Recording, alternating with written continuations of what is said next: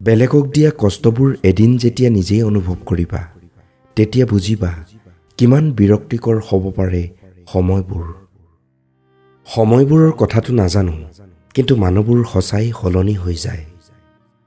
সময়বোৰ সদায় একেই হৈ নাথাকে। কান্দিব সেইজনেও লাগে যি সদায় আনক কন্দুৱায়। অলপ সাৱধানে থাকিবলৈ শিকক। আজিকালি মানুহবোৰে সুখবোৰ কাঢ়িলৈ কয়, সুখত থাকিবা। মই সেইজন ভাগ্যৱান মানুহ যাক কাৰোবাৰ দৰকাৰ হ'লেহে মনত পৰে। জীয়াই থাকোঁতেই যদি খবৰ কৰিবলৈ সময় নাই, তেন্তে মোৰ মৃত্যু হ'লে তাৰ কাৰণ জানিবলৈ ব্যাকুল নহবা, কাৰণ সেই অধিকাৰ তোমাৰ নাই। বেয়া সময়বোৰ পাৰ হৈ যায়, মনত নাথাকে, কিন্তু আপোন মানুহবোৰ সলনি হৈ গ'লে চিৰদিন মনত থাকে। দুখবোৰ সদায় চকুপানী হৈ প্ৰকাশ নাপায়, কেতিয়াবা কেতিয়াবা এটা মিঠা হাঁহিৰো প্ৰকাশ পায়। ভাল সময়ত কাষলৈ অহাবোৰ বেয়া সময়ত আঁতৰি যাব পাৰে, কিন্তু বেয়া সময়ত মূৰ থোৱা কাণবোৰে কেতিয়াও লগ এৰা নিদিয়ে।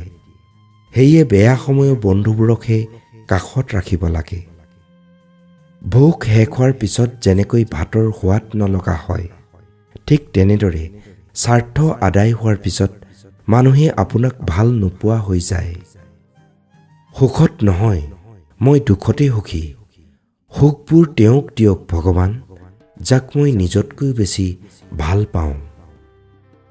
মানুহৰ জীৱনটো এডাল মমবাতিৰ দৰে, আনক পোহৰ দি থাকোঁতে নিজেই জ্বলি শেষ হৈ যায়। ছেক্ৰিফাইচ আমি তেতিয়াই কৰোঁ যেতিয়া সম্পৰ্কটোক আমি চিৰজীৱনৰ বাবে ধৰি ৰাখিব বিচাৰোঁ। তুমি পইচা বনোৱা সম্বন্ধবোৰ মানুহবোৰে নিজেই বনাই ল'ব। আমি পাৰফেক্ট নহ'লেও বিশ্বাসযোগ্য হোৱা খুবেই প্ৰয়োজন। সেইজনক আপোন কৰি লওক যিয়ে সমাজত আপোনাক চিনাকি কৰি দিবলৈ লাজ নকৰে।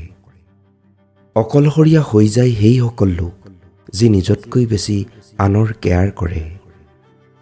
সম্বন্ধ এটা তেতিয়াহে জীয়াই থাকে যেতিয়া সম্বন্ধটো হৃদয়ৰ পৰা আৰম্ভ হয়, প্ৰয়োজনৰ পৰা নহয়। চকুপানীৰ আঁৰত থকা দুখবোৰ কোনো নেদেখে, কিন্তু ভুলবোৰ সকলোৱে দেখে। অকলশৰে থকাই ভাল, কোনেও দুখ দিব নোৱাৰে। মৌনতা যেতিয়া শ্ৰেষ্ঠ হৈ পৰে, কোনোবাখিনিত হৃদয়খনে ফেঁকুৰি উঠে।